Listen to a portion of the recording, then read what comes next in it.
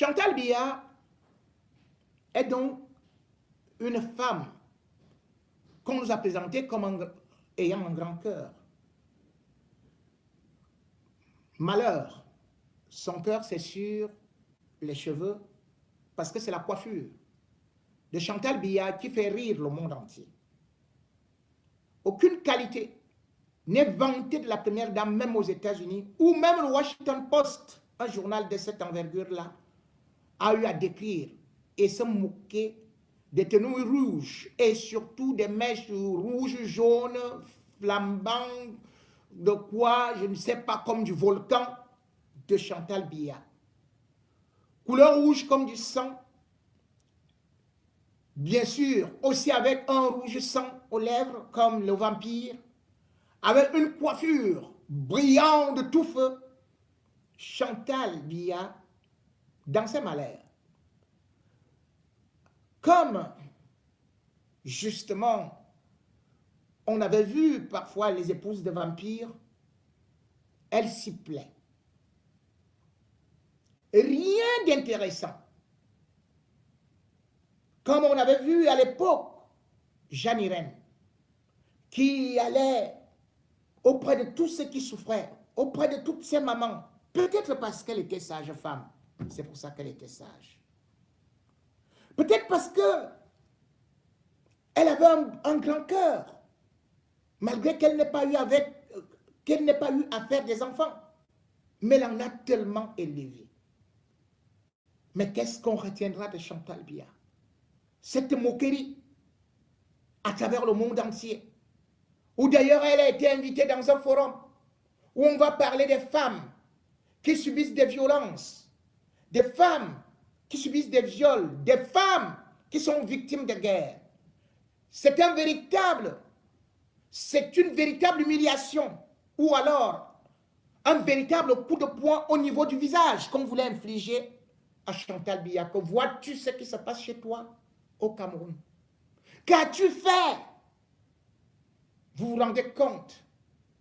Chantal Biya, depuis que la crise anglophone a commencé, a-t-elle adressé des condoléances, même quand il y a eu les assassinats de Ngarbou, des mamans avec des bébés, ou encore lorsqu'on a vu comment est-ce que l'armée fusillait des mamans avec des petits bébés? Chantal n'a pas parlé. Mais elle va aux États-Unis pour participer à un forum. Et elle écrit cela. Un forum pour les violences faites aux femmes. C'est aux États-Unis que Chantal Biya vient apprendre qu'il y a les violences faites aux femmes au Cameroun. Aux États-Unis. Et elle n'a même pas honte de le dire.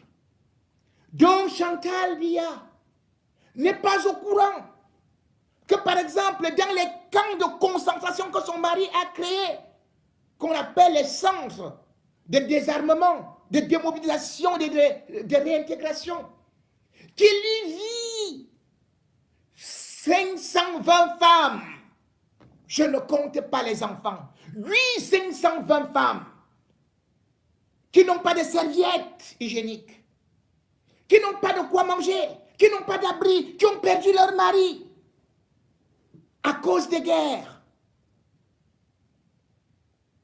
Chantal Biya n'est pas au courant qu'il y a un centre où les femmes pleurent à Boya, qu'il y a un centre où les femmes et les enfants pleurent à Bamenda, qu'il y a un centre de transit à Méry, qu'il y a un centre où croupissent 684 femmes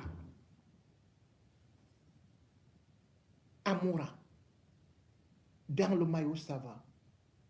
Là où elle est allée pourtant avec son mari pour faire la campagne pour l'élection présidentielle de 2018. Chantal Biya n'a le temps que pour aller acheter ses pantalons, ses vestes rouges, vampires. Elle avait pris l'avion, 8 places, maintenant elle voyage qu'en jet privé pour aller à Genève, s'habiller, acheter les sacs Hermès, toutes sortes de couleurs, faire des défilés de mode, au palais de Toudi. Chantal Biya a vu comment est-ce qu'on recevait tous ces criminels à Toudi. Mais elle n'a rien dit à son mari. Chantal Biya n'a-t-elle pas vu la violence qui a été exercée contre une belle femme qui était gardienne de prison, qu'on appelait Florence Fambard? Cette femme a été égorgée. Et avant d'être égorgée, on a commencé à la dépiécer au niveau du sexe. Elle revenait de son village, Pigny. Elle avait été kidnappée par les faux ambazoniens de Atangandji. Cette femme avait laissé 3 enfants.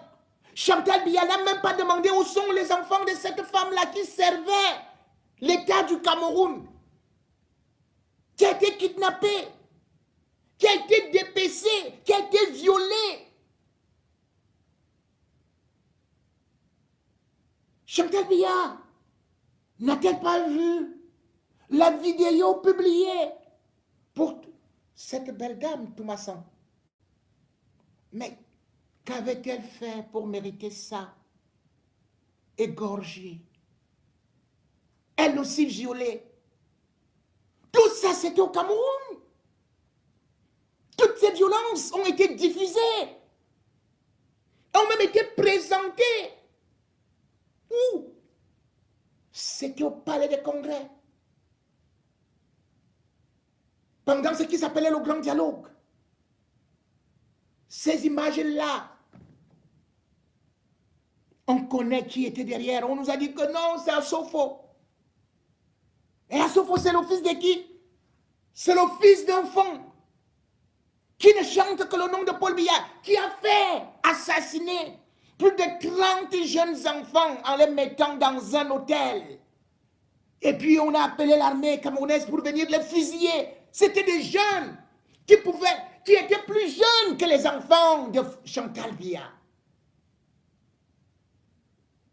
Si on fusillait les enfants de Chantal Biya ici,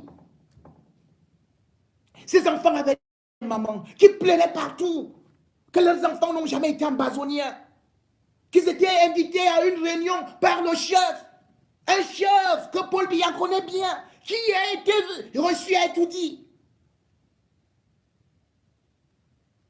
qui a organisé tous ces crimes, tous ces génocides.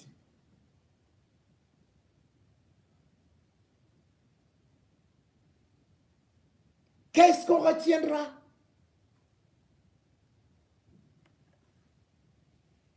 de notre première dame? Rien. Rien du tout. C'est pour cela que j'appréciais le discours de Katino, l'artiste Katino. Oui, elle a donné un enfant à Chantal Biya. L'enfant de Katino, ça porte le nom de Chantal Biya. Je me souviens quand elle était enceinte, j'étais encore au Cameroun. Je me souviens quand elle faisait même la layette. J'étais encore directeur à Radio Sianto. Elle ne jurait que par le nom de Chantal Biya. Mais aujourd'hui, Katino, qui a supporté ce régime parfois de façon chauvine, a réussi à se ressaisir, à dire non à la guerre. Est-ce que Chantal a dit non à la guerre? Non à la vie chère. Elle voit tous ces enfants qui meurent de misère, qui n'ont pas de quoi manger. Elle voit comment les prix augmentent. Comme elle a tout. Elle boit du champagne, elle boit du bon vin. Elle dépense 1,5 milliard chaque année pour s'offrir du bon vin à travers son neveu qui a étudié comme intendant adjoint. Et voilà les artistes qui meurent de misère. Voilà les autres, les enfants d'autrui qui sont sacrifiés dans la guerre. Oh, après on a chanté quoi. C'est quoi ça?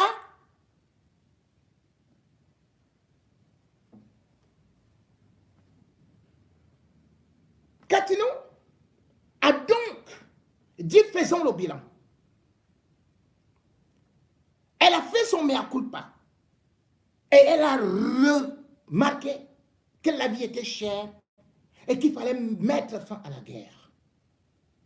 Oui, à une certaine période, il faut savoir se détacher et dire des vérités, même si vous avez été de l'autre côté.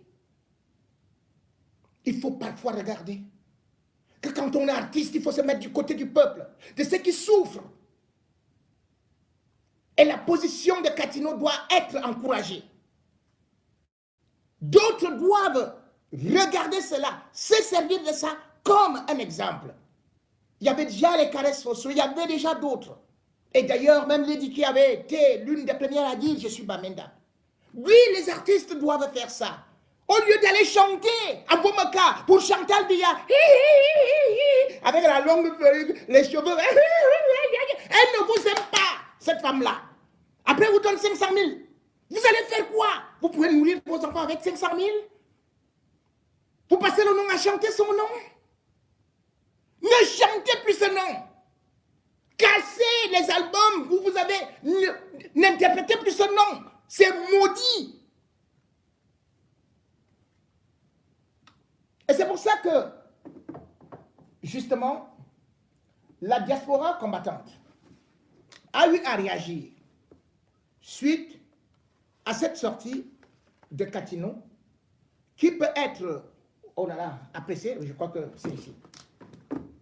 C'est ici.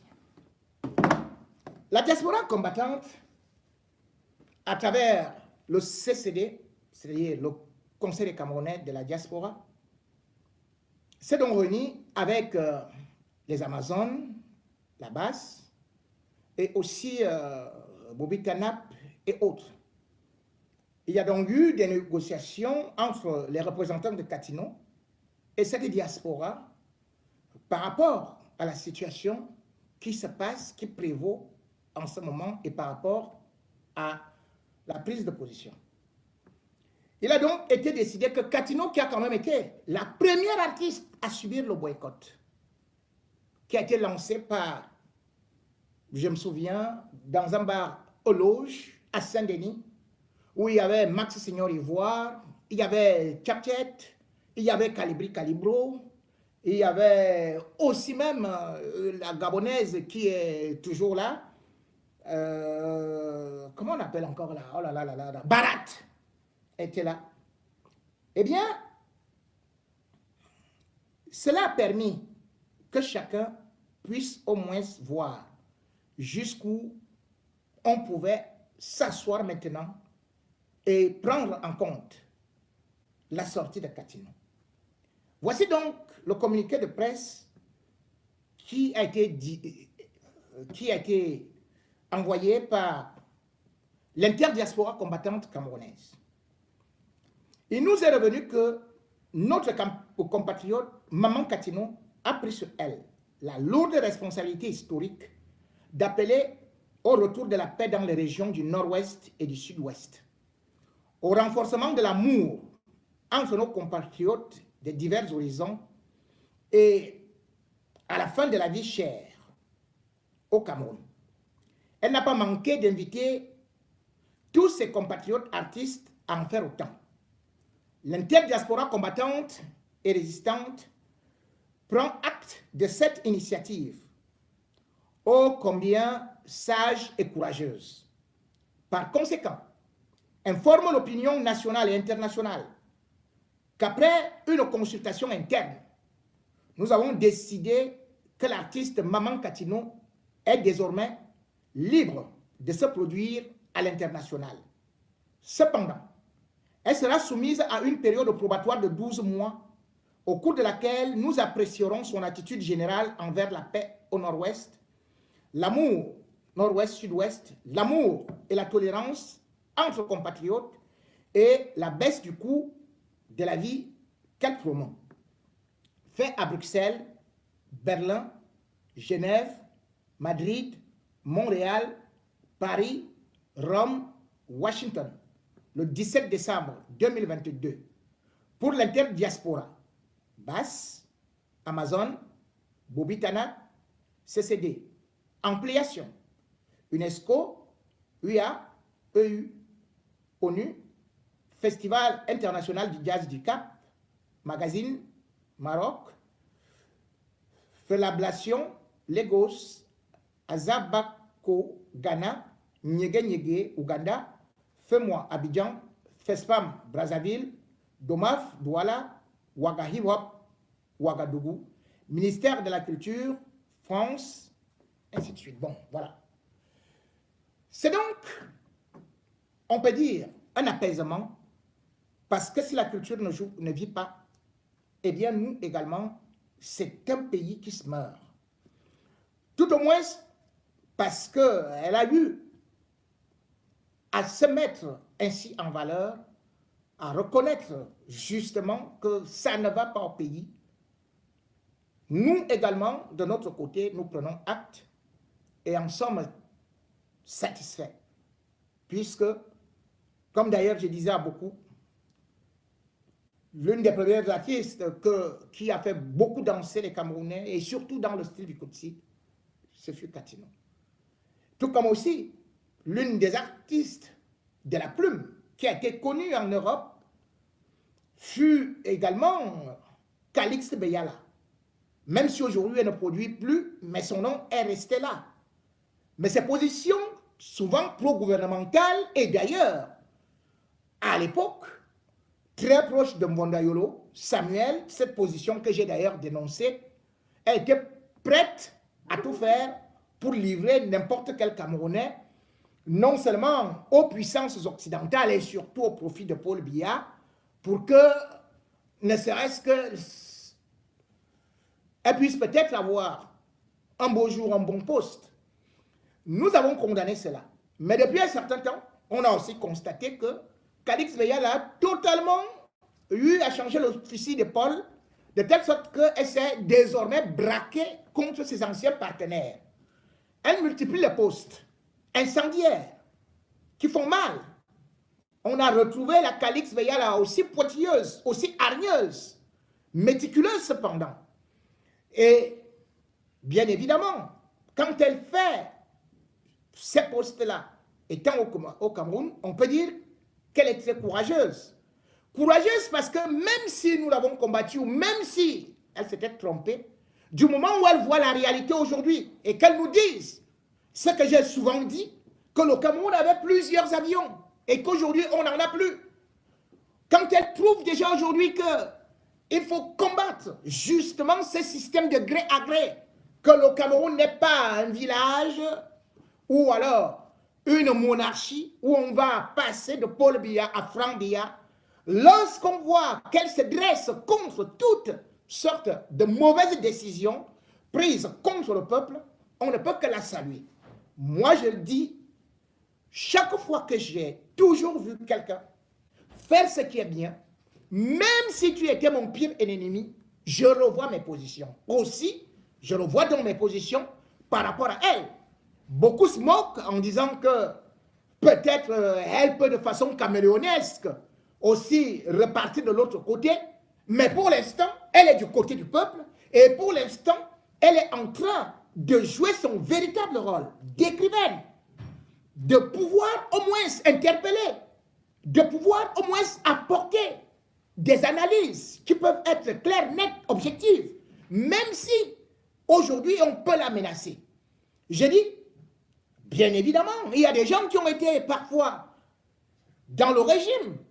Maurice Kamto était du régime, hein, et puis il est devenu opposant, parce qu'il n'a pas partagé les mêmes valeurs que ce régime-là. Il y a des gens qui ont été dans un gouvernement, puis, ou même qui sont peut-être issus de familles de criminels, mais qui ont dit, moi je ne deviens pas criminel, ou bien je tourne le dos à la criminalité. Et il y a les bandits qui se sont reconvertis et qui sont aujourd'hui de très grands policiers. Et il y a, bien évidemment, des vendeurs de drogue qui ont accepté de ne plus vendre de la drogue. Et il y a les anciens ivrognes qui ont accepté d'abandonner l'alcool. Ainsi de suite. Les êtres humains peuvent bien changer. Seuls les idiots, les imbéciles ne changent pas d'avis. Je l'ai souvent dit. Et c'est pour cela qu'aujourd'hui, je salue ces femmes-là, contrairement à Chantal Biya, qui a encore une dernière chance Oui, Catino a changé de virage, a braqué complètement son volant du côté du peuple.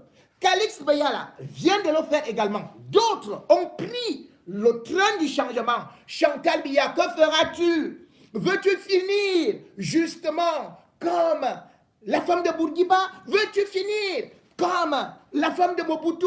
Veux-tu rester en exil comme la femme de Compaoré? Celle qui t'a précédé, Jeanne-Irène Biya, a été tuée juste parce qu'elle a dit qu'elle voulait que son mari quitte le pouvoir, que trop c'était trop. Elle a payé de sa vie.